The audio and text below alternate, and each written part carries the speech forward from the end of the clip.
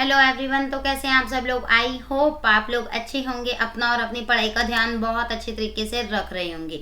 जैसा कि आप सभी को पता है, रेडियन लर्निंग के ऑफिशियल यूट्यूब चैनल पर मैं उपासना जैन हम लोग डेली डिस्कस करते हैं डेली न्यूज़ एक्सप्रेस हम लोग यहाँ पर डिस्कस करते हैं, जो कि आपके आने वाले सभी एग्जाम्स के लिए बहुत ज़्यादा इम्पॉर्टेंट रहने वाली है। चलिए, इफ़ वी टॉक अबाउट कौन कौन से एग्जाम्स में इम्पॉर्टेंट रहने वाली है, मैं थोड़ा सा आपके साथ इलाबोरेट कर लेती हूँ कि भाई एसएससी का एग्जाम अगर हम देखते हैं, ठीक है, या फिर एसएससी से अपर लेवल बैंकिंग का, या फिर यूपी पीसीएस का, या फिर अदर स्टेट पीसीएस का, जिन भी एग्जाम्स में, जिन भी एंट्रेंस एग्जाम में करंट अफेयर्स डिस्कस किया जाता है, उन सभी एग्जाम्स की हम लोग यहाँ पर बात करते हैं। किस टाइप से क्वेश्चन आते हैं वो डिस्कस करते हैं, और डेली न्यूज़ क्या क्या रहती है वो डिस्कस करते हैं। चलिए देख लेते हैं आज के सेशन में क्या क्या चीज़ें रहने वाली हैं, किस तरह से हम सेशन को आगे लेके जाएंगे। सबसे पहले मैं आप लोग को बता दूं, सबसे पहले हम लोग क्या डिस्कस करने वाले हैं। सबसे पहले हम लोग डिस्कस करने वाले हैं न्यूज़, उसके बाद में उससे रिलेटेड एमसीक्यू किस टाइप से बनेगा वो डिस्कस करेंगे। इंपॉर्टेंट न्यूज़ क्या है एग्जैक्टली हमारे एग्जाम के प्रोस्पेक्टिव से वो डिस्कस करेंगे। जीके और एक्स्ट्रा फैक्ट अगर कोई है तो वो भी देखेंगे, और मैप बेस अगर कोई न्यूज़ दी है तो मैप की लोकेशन प्रॉपर तरीके से जानेंगे।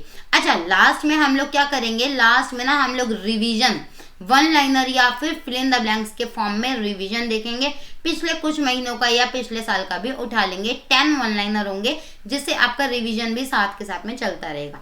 चलिए देख लेते हैं आज का कोटेशन क्या है। अगर हम बात करें आज के कोटेशन की, तो आज का कोटेशन है, केवल आप ही संघर्ष की कतार में नहीं है, जरा इतिहास पढ़ें, बहुतों ने इसका मजा चखा है। अगर आप संघर्ष कर रहे हैं ना, तो ये मत सोचिए कि मैं अकेला या मैं अकेली ही संघर्ष कर रही हूँ, नहीं, ऐसा नहीं है। इतिहास में उठा के पढ़िए, बहुत सारे लोग संघर्ष कर चुके हैं और बहुत सारे लोगों को रिजल्ट भी मिला है। तो संघर्ष करते जाइए, रिजल्ट तो डेफिनेटली मिल ही जाएगा आने वाले टाइम में। चलिए देख लेते हैं आज की फर्स्ट न्यूज़ क्या है, उससे रिलेटेड क्वेश्चन किस टाइप से बनेगा डिस्कस करते हैं। सबसे पहले न्यूज़ की बात करें तो यहाँ बात हो रही है कर्नाटक बिटकॉइन के स्कैम की, ठीक है। तो किस तरह से क्या न्यूज़ है, क्वेश्चन क्या बनेगा आप लोगों के लिए देख लेते हैं।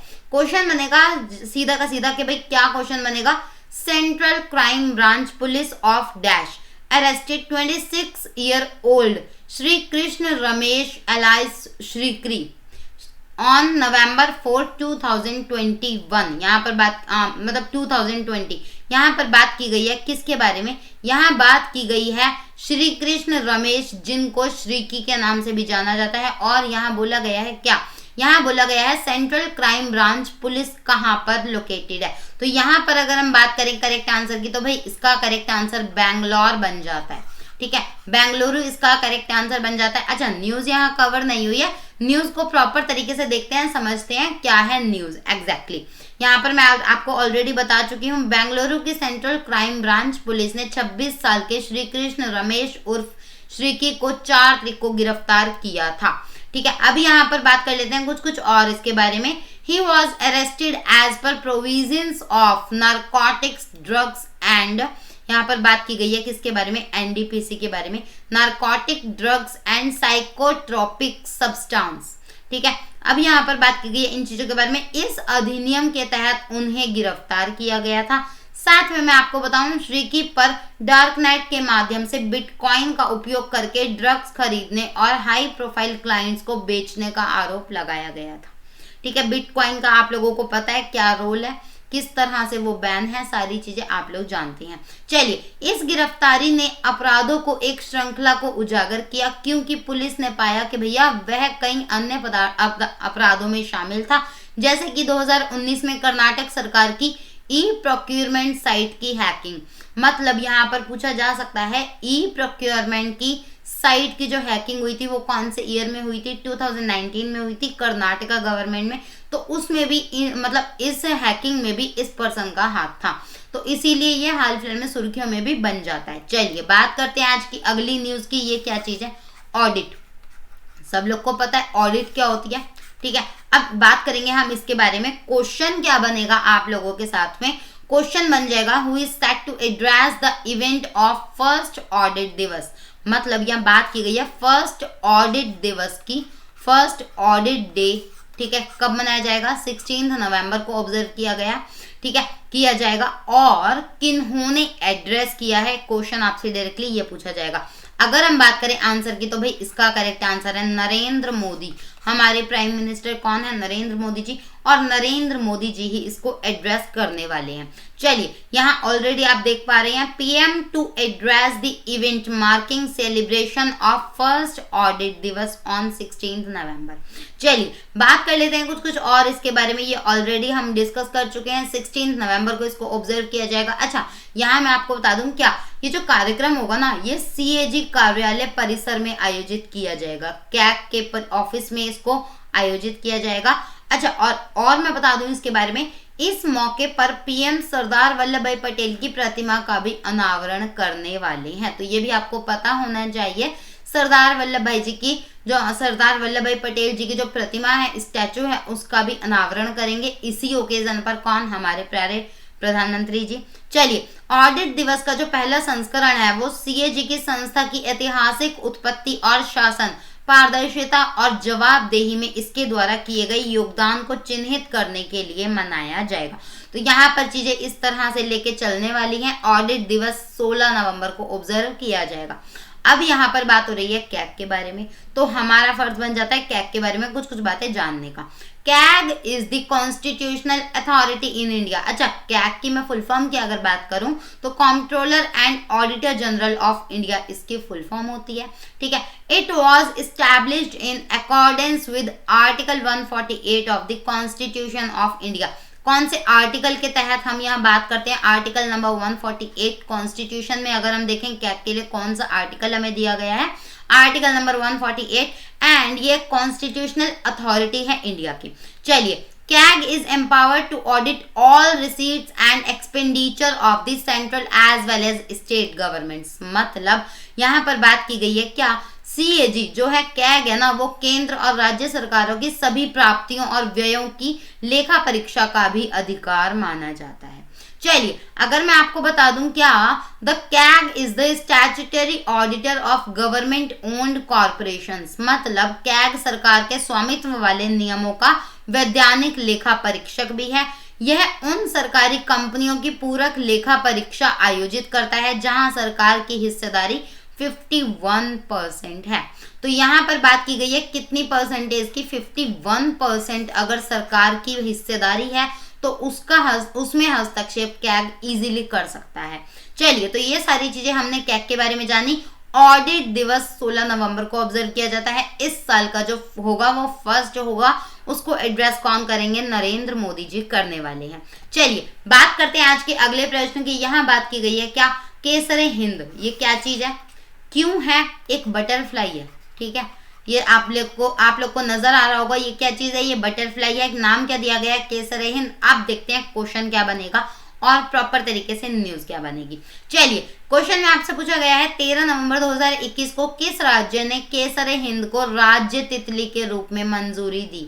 राज्य तितली, भाई हाँ, स्टेट बटरफ्लाई के रूप में मंजूरी दे दी है। कौन से स्टेट ने? अगर हम बात करें तो भाई इसका करेक्ट आंसर है अरुणाचल प्रदेश।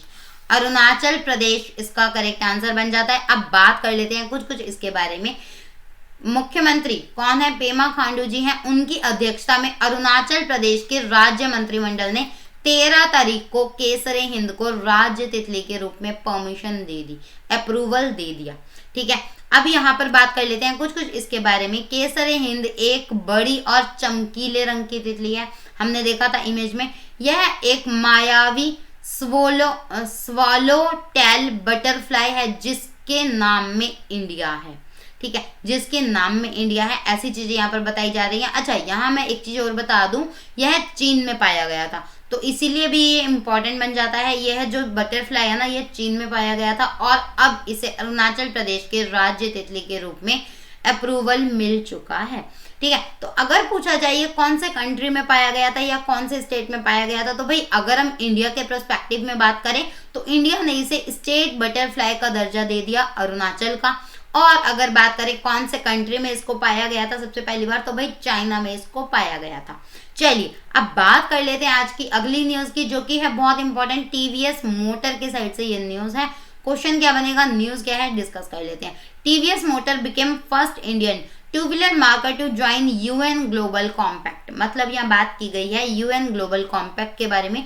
तो क्वेश्चन आप लोगों से डायरेक्टली पूछ लेगा क्या, the headquarter of United nation global compact is located in dash. मतलब संयुक्त राष्ट्र ग्लोबल कॉम्पैक्ट का मुख्यालय डैश में स्थित है। If we talk about our correct answer, तो भाई हमारा करेक्ट आंसर बन जाएगा न्यूयॉर्क। न्यूयॉर्क इसका करेक्ट आंसर बन जाता है। अच्छा, बात कर लेते हैं अब इसके बारे में कुछ। टीवीएस मोटर कंपनी जो है वो the flagship company of TVS group has joined the United Nations global compact, the world's largest voluntary corporate sustainable initiative. मतलब यहाँ बात की गई है टीवीएस मोटर कंपनी के बारे में। टीवीएस प्रमुख कंपनी टीवीएस मोटर कंपनी संयुक्त राष्ट्र ग्लोबल कॉम्पैक्ट में शामिल हो चुकी है। बहुत अच्छी बात है, जो दुनिया की सबसे बड़ी स्वैच्छिक कॉर्पोरेट स्थिरता पहल भी है। तो यहाँ पर बात की गई है टीवीएस मोटर कंपनी के बारे में।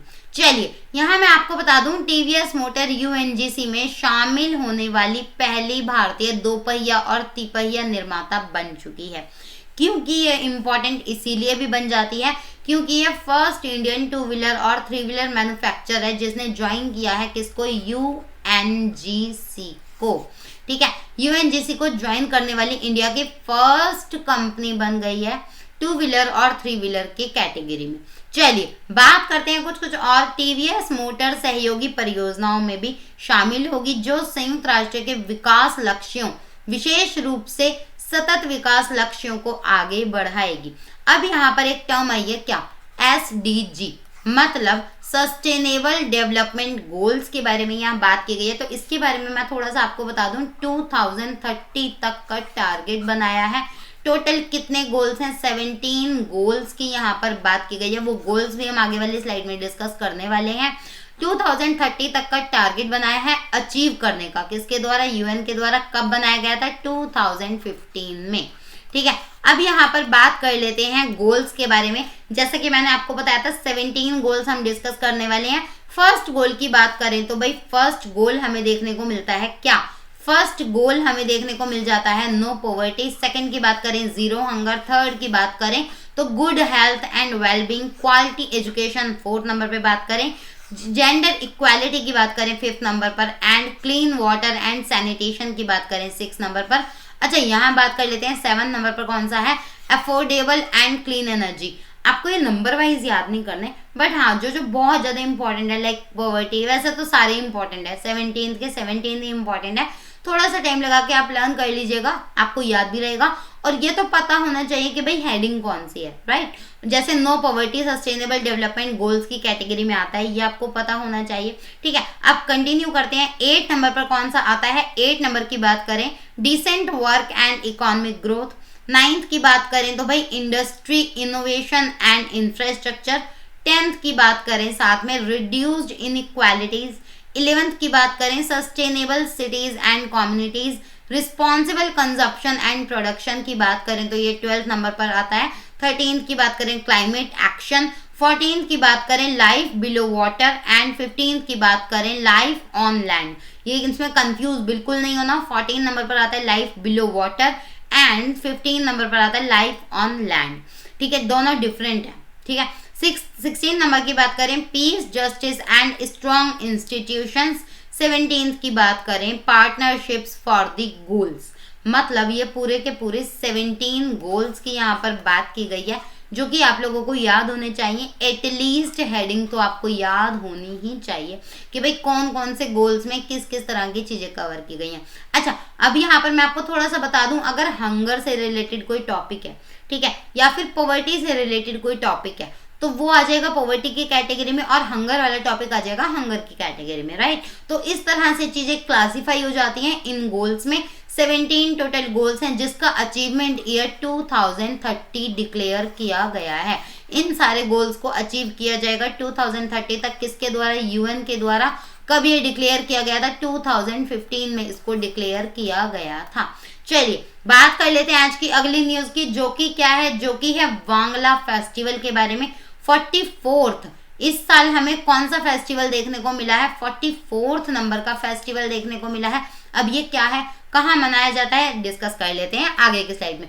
क्वेश्चन में आपसे पूछा जाएगा क्या, क्वेश्चन में आपसे डायरेक्टली पूछ लिया जाएगा which state observed the 44th edition of Wangala. अब क्वेश्चन में ये भी पूछा जा सकता है कि वांगला क्या चीज है, तो भाई ये आपको पता होना चाहिए, इट्स अ फेस्टिवल जो कि ऑब्जर्व किया जाता है कहां पर, मेघालय में। ठीक है, मेघालय में इसको ऑब्जर्व किया जाता है। इस साल हमें मिला है 44th एडिशन इस वाले फेस्टिवल का। अब देख लेते हैं क्या चीजें हैं, क्यों है, कैसे है। अब यहाँ पर मैं आपको बता दूं, मेघालय राज्य ने वांगला के 44th एडिशन को मनाया है हाल फिलहाल में। 100 ड्रम महोत्सव का त्योहार यहाँ पर शुरू हुआ। 100 ड्रम से रिलेटेड ये त्योहार है। अब यहाँ मैं आपको एक चीज और बता दूं, यह है गारोस जनजाति का एक फसल के बाद का त्योहार है। मतलब यहाँ एक और चीज आपको पता चल रही है, गारोस नाम की जो ट्राइब है, गारोस नाम की जो जनजाति है वो कहाँ पाई जाती है, वो हमें पाई जाती है मेघालय में। ठीक है, तो उन्हीं से रिलेटेड उसी ट्राइब का ये फेस्टिवल है जो कि एक फसल के बाद का त्योहार है, जो हर साल गारोस के सूर्य देवता सालजोंग को सम्मानित करने के लिए आयोजित किया जाता है। ठीक है, सबके अपने अपने अलग अलग ट्रेडिशन होते हैं। ठीक है, अलग अलग कल्चर होता है, तो इसी वजह से थोड़ा थोड़ा आपको जनजाति के बारे में, थोड़ा थोड़ा भगवानों के नाम के बारे में, थोड़ा थोड़ा फेस्टिवल के बारे में आपको पता होना चाहिए। चलिए अब यहाँ पर बात कर लेते हैं जो फसल के मौसम के अंत का भी प्रतीक बताया जाता है। यहाँ बात कर लेते हैं कुछ कुछ और इसके बारे में। 1976 से मनाया जाने वाला यह गारो जनजाति का सबसे महत्वपूर्ण त्योहार है और बहुत सारे पर्यटकों को भी आकर्षित करता है। अच्छा, यहाँ मैं एक चीज आपको बता दूं, क्या टूरिस्ट के बारे में। टूरिस्ट अगर कोई होते हैं ना, तो वो दूसरे स्टेट में किसी भी कंट्री में अगर टूरिज्म के लिए जाते हैं, घूमने फिरने के लिए जाते हैं, तो डेफिनेटली वहाँ का कल्चर उन्हें अलग अलग देखने को मिलता है। ठीक है, तो ये वाला जो फेस्टिवल है ना, ये अट्रैक्ट करता है। टूरिज्म प्लेस है मेघालय भी, सबको पता है। तो वहां पर अगर कोई भी टूरिज्म के लिए जाता है कोई भी टूरिस्ट, तो वो उन लोगों को ना ये वाले जो फेस्टिवल्स होते हैं मतलब अपने साइड अट्रैक्ट करेंगे ही करेंगे। चलिए अब यहाँ कंटिन्यू करते हैं। During the Wangala tribes offer sacrifices to please their deity सालजोंग to the sun god। मतलब वांगला के दौरान आदिवासी अपने देवता सलजोंग सूर्य देव को प्रसन्न करने के लिए बलि भी चढ़ाते हैं। यहाँ पर बात की गई है सूर्य देवता के बारे में। ठीक है, अलग अलग नाम से इनको जाना जाता है। मतलब बहुत सारे इनके डिफरेंट नाम होते हैं, अलग अलग स्टेट वाइज, अलग अलग लोकेशन वाइज। तो यहाँ पर जाना जाता है सलजोंग के नाम से। तो ये भी आपको पता होना चाहिए, अपने देवता ये सलजोंग जो कि सूर्य देव हैं उनको मानते हैं और उन्हीं को प्रसन्न करने के लिए बलि भी चढ़ाते हैं। ठीक है, तो यहाँ पर ये चीजें आपको पता होनी चाहिए। सेलिब्रेट करना स्टार्ट किया गया था 1976 में, ये भी आपको पता होना चाहिए। और मेघालय से रिलेटेड ये फेस्टिवल हमें देखने को मिलता है गारो जनजाति के थ्रू। चलिए बात कर लेते हैं आज की अगली न्यूज की, जो कि बहुत ज्यादा इंपॉर्टेंट है। आज ये क्या चीज है, अगर हम यहाँ पर बात करें, ये it's a kind of book. ठीक है, काइंड ऑफ नहीं, ये एक बुक ही है। ठीक है, जिसका नाम क्या है, जिसका नाम है फोर्स इन स्टेटक्राफ्ट। अब यहाँ पर बात करते हैं इसके ऑथर कौन है। ठीक है, क्वेश्चन में आपसे डायरेक्टली पूछा जाएगा इसका विमोचन किसने किया है। अब यहाँ पर पूछा जाएगा आपसे क्या, who has released a book title force in statecraft in New Delhi. मतलब नई दिल्ली में फोर्स इन स्टेटक्राफ्ट नामक पुस्तक का विमोचन किनके द्वारा किया गया, तो ये आपको पता होना चाहिए, डॉक्टर अजय कुमार। डॉक्टर अजय कुमार इसका करेक्ट आंसर बन जाएगा। अच्छा, अब ये कौन है ये भी मैं आपको बता दूं, किस पोस्ट पर हैं ये इंडिया में, ये भी मैं आपको बता दूं। इंडियाज डिफेंस सेक्रेटरी ये हैं doctor Ajay Kumar ji. Has released a book title force in statecraft in New Delhi. मतलब फोर्स इन स्टेटक्राफ्ट का जो विमोचन है वो डॉक्टर अजय कुमार जी के द्वारा किया गया है, जो इंडिया के डिफेंस सेक्रेटरी हैं। कहाँ पर, न्यू दिल्ली में। चलिए कुछ कुछ और जान लेते हैं। यह पुस्तक उग्रवाद विरोधी अभियान, उत्तर पूर्व में संघर्ष, वायु शक्ति, परमाणु मुद्रा आदि जैसे विषयों पर निबंधों का संकलन है, जिसमें सशस्त्र बलों के सभी दिग्गजों द्वारा योगदान दिया गया है, जिनके पास व्यापक परिचालन अनुभव और कई महत्वपूर्ण आधारशिलाओं की भी समझ है। तो यहाँ पर चीजें नॉर्थ ईस्ट के बारे में कही गई हैं। नॉर्थ ईस्ट में जो भी कॉन्फ्लिक्ट होते हैं, ठीक है, जो भी ऑपरेशंस होते हैं, जो भी न्यूक्लियर करेंसी एंड ऑल, ये सारी चीजें होती हैं, कॉन्फ्लिक्ट, बेसिकली कॉन्फ्लिक्ट जो होते हैं उनके ऊपर एक एस्से का कंपाइलेशन इसमें दिया हुआ है। प्रॉपर तरीके से उन टॉपिक्स की बात की गई है। अगर आपको स्पेसिफिकली नॉर्थ ईस्ट के बारे में पढ़ना है, if you are interested then you can take the book, है ना, आप लोग ये बुक ले सकते हो, आप लोग इस बुक को पढ़ सकते हो। चलिए, नाम मैंने आपको बता दिया, क्या नाम है फिर से मैं बता देती हूँ, फोर्स इन स्टेटक्राफ्ट, जिसका विमोचन अजय कुमार जी के द्वारा न्यू दिल्ली में किया गया है। चलिए देख लेते हैं ये कौन है, कौन सी पर्सनैलिटी है, समझ में आ रहा है, नहीं आ रहा? चलिए देखते हैं। अच्छा, ये ब्रांड तो समझ में आ रहा होगा, ब्रांड भी समझ में नहीं आ रहा, डिस्कस करते हैं, क्वेश्चन में पता चल जाएगा। चलिए, क्वेश्चन में बोला गया है क्या, बच्चों के फुटवियर ब्रांड प्लेटो ने एक प्रसिद्ध भारतीय क्रिकेटर, हाँ भाई वो क्रिकेटर थे, ठीक है, प्रसिद्ध भारतीय क्रिकेटर डैश को अपना ब्रांड एम्बेसडर और संरक्षण नियुक्त करने की घोषणा करी है। तो भाई यहाँ बात करें अगर हम करेक्ट आंसर की, तो इसका करेक्ट आंसर क्या बन जाता है, राहुल द्रविड़। जी हाँ, राहुल द्रविड़ इसका करेक्ट आंसर बन जाता है। अब यहाँ पर बात कर लेते हैं इनके बारे में। विराट कोहली तो ये है, ठीक है, एलिमिनेट भी कर सकते हैं हम लोग बहुत इजीली विराट कोहली, क्योंकि ये पर्सनैलिटी लग नहीं रहे। MS धोनी भी नहीं है, तो ऑब्वियसली राहुल द्रविड़ हो सकते हैं। चलिए बात करते हैं इसके बारे में, इस न्यूज का प्रॉपर तरीके से ओवरव्यू लेते हैं। अगर हम बात करें प्लेटो एक ब्रांड है जो कि बच्चों के फुटवेयर बनाता है, ठीक है, बच्चों के फुटवेयर ब्रांड जो प्लेटो ने प्रसिद्ध भारतीय क्रिकेटर कौन, राहुल द्रविड़ जी को अपना ब्रांड एम्बेसडर और मेंटोर नियुक्त करने की घोषणा कर दी है। तो ये चीज आपको पता होनी चाहिए। अब यहाँ पर मैं एक चीज और बता दूं, प्लेटो भारत का पहला D2C फुट स्वास्थ्य केंद्रित फुटवेयर ब्रांड है, जिसे विशेष रूप से भारतीय बच्चों के लिए डिजाइन किया गया है। प्लेटो की स्थापना मार्च 2020 में हमें देखने को मिली थी, और इसीलिए भी ये इम्पोर्टेंट बन जाता है क्योंकि अभी अभी इसका मतलब इसको इस्टेब्लिश किया गया है, इस ब्रांड को। इस वजह से भी आपको पता होना चाहिए किन्होंने, रवि कल्लियल और सारा किलरॉल और पवन करेती के द्वारा इसकी स्थापना की गई थी। चलिए अब यहाँ पर बात कर लेते हैं कुछ अदर इम्पोर्टेंट किसके बारे में, ब्रांड एम्बेसडर्स के बारे में। यहाँ मैं आपको बता दूं My11 सर्कल, क्या My11 सर्कल के जो ब्रांड एम्बेसडर हैं वो कौन है, मोहम्मद सिराज है, हमने वीडियो में भी डिस्कस किया था। अच्छा, ये कौन है, mister AB, right, mister AB, mister Amitabh Bachchan है। ये किस चीज के, किस ब्रांड के ये एम्बेसडर हैं, तो ये आपको पता होना चाहिए। एमवे ने हाल फिलहाल में मिस्टर AB को अपना ब्रांड एम्बेसडर नियुक्त कर दिया है। चलिए यहाँ मैं आपको बता दूं, बंधन बैंक ने जुबीन गर्ग को आसाम का ब्रांड एम्बेसडर बनाया, जो कि एक सिंगर भी हैं। साथ में मैं आपको बता दूं किन के बारे में, साथ में मैं आपको बता दूं फ्लोविज new bank sign Manoj Vajpayee as brand ambassador. मतलब फ्लोविज न्यू बैंक ने मनोज वाजपेयी को अपना ब्रांड एम्बेसडर के रूप में नियुक्त कर दिया।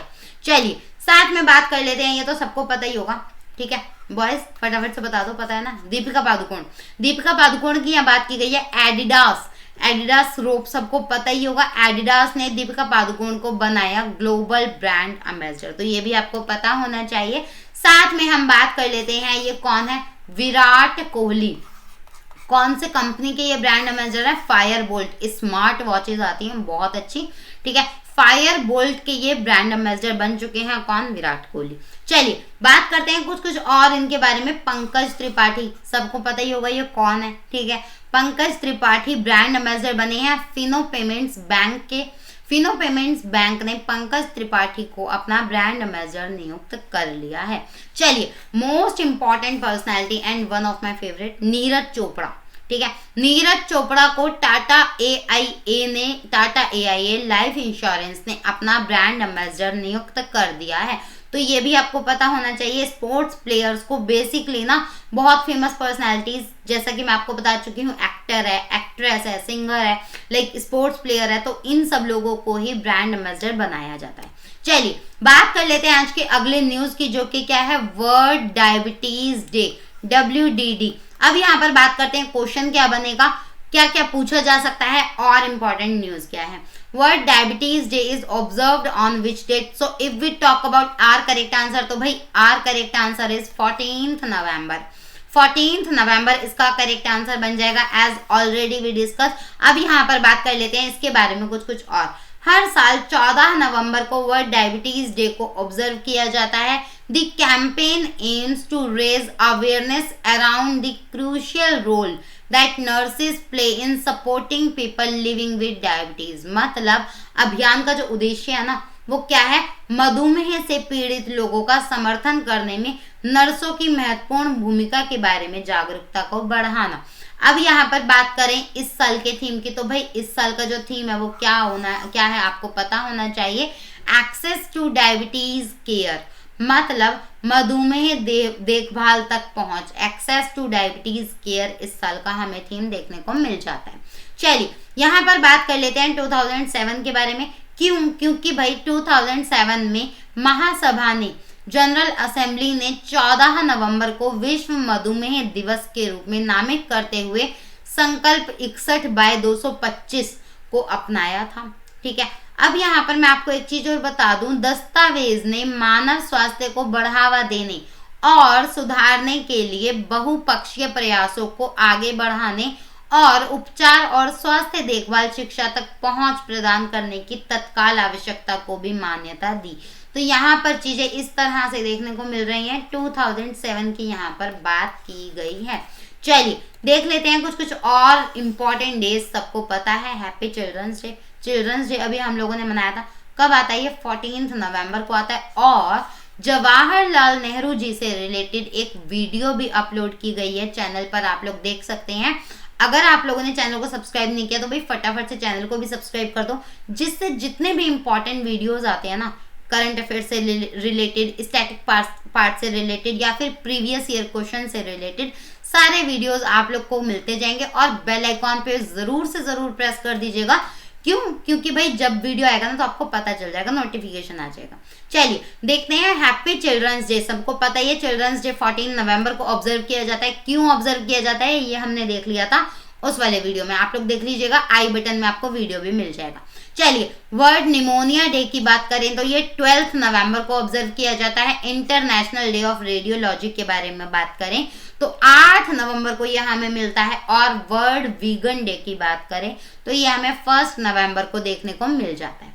चलिए यहाँ बात कर लेते हैं कुछ और अगली न्यूज के बारे में। चैंपियंस कौन सी टीम है, कौन सा मैच हुआ था, सारी चीजें डिस्कस करेंगे आगे की स्लाइड में। क्वेश्चन क्या बनेगा, क्वेश्चन में डायरेक्टली आपसे पूछा जाएगा क्या, फाइनल में न्यूजीलैंड को 8 विकेट से हराकर अपना पहला T20 विश्व कप खिताब किसने जीता।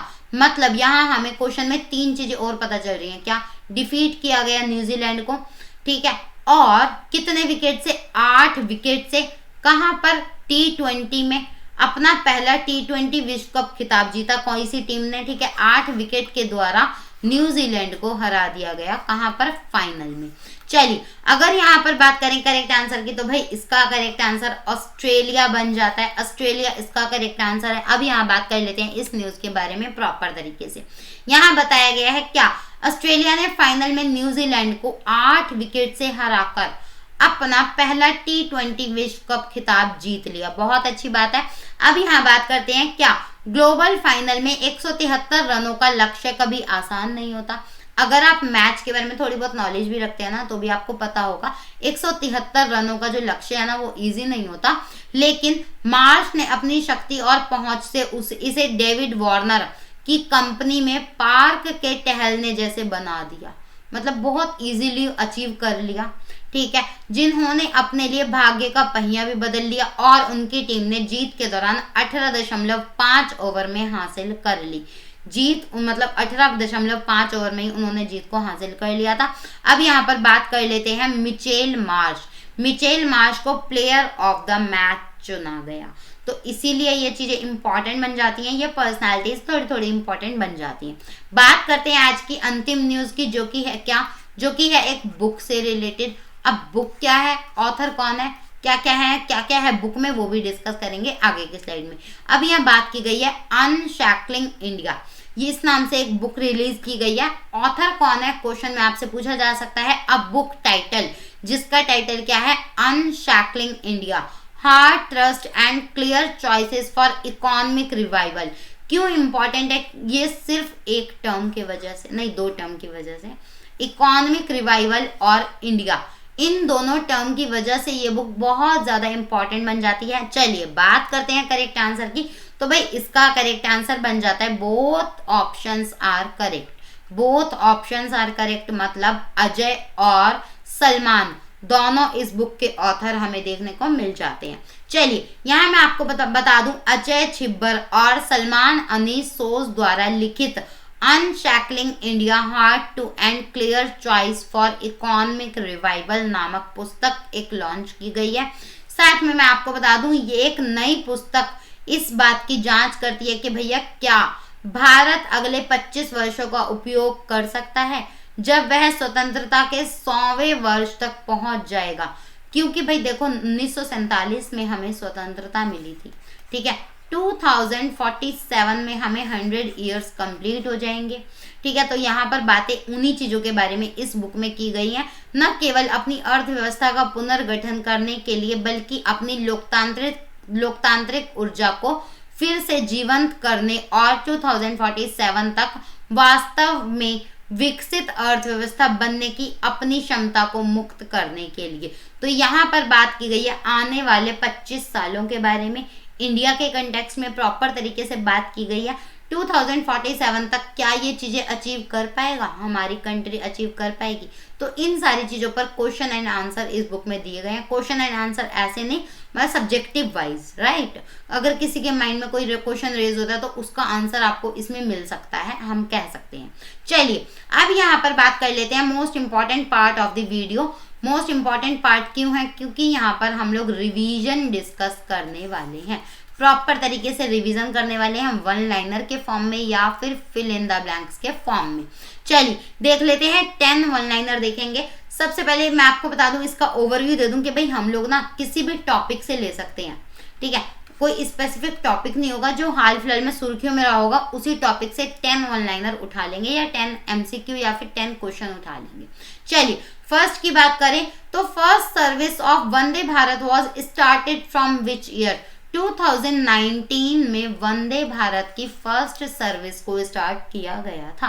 तो ये आपको पता होना चाहिए, ट्रेन 19 के नाम से भी वंदे भारत को जाना जाता है। अच्छा यहाँ मैं आपको बता दूं, when was Kisan rail introduced? 7 अगस्त 2020, 7 अगस्त 2020 को किसान रेल को इंट्रोड्यूस किया गया था। What is the route of Ramayan express? हाल फिलहाल में ये रामायण एक्सप्रेस सुर्खियों में रही है। कहां से कहां तक का इसका रूट हमें देखने को मिलता है? दिल्ली सफदरजंग, अयोध्या, सीतामढ़ी, वाराणसी, मीनकपुर जंक्शन, नासिक रोड, साथ में होसपते, रामेश्वरम, दिल्ली सफदरजंग, मतलब सफदरजंग से स्टार्ट होकर सफदरजंग पर आ जाती है रामेश्वरम से। तो ये रूट आपको थोड़ा थोड़ा माइंड में पता होना चाहिए। चलिए बात करते हैं आज के अगले वन लाइनर की। तो यहाँ बताया गया है क्या IRCTC के रामायण सर्किट में तीर्थयात्री स्पेशल ट्रेन रामेश्वरम से नई दिल्ली की यात्रा के दौरान डैश पर रुकेगी। तो कहाँ रुकने वाली है ये ट्रेन? ये वाले स्टेशन का नाम दिया गया है भद्रचलम। भद्रचलम नाम का स्टेशन है, यहाँ पर रुकने वाली है। चलिए, in a bid to increase tourism in India the dash has introduced a Bharat Darshan special tourist train for its people. मतलब IRCTC के द्वारा पर्यटन को बढ़ावा देने के लिए अपने लोगों के लिए भारत दर्शन विशेष पर्यटक ट्रेन को शुरू किया गया है IRCTC के द्वारा, as already I told you.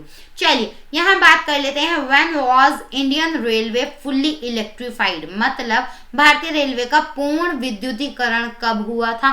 तो कब होना है, कब बात की गई है? तो दिसंबर 2023 तक का टारगेट है, ठीक है, फुल्ली इलेक्ट्रिफाइड करने का इंडियन रेलवेज को। चलिए यहाँ मैं आपको बता दूं, in which of the following states India's first green rail corridor was launched in which state?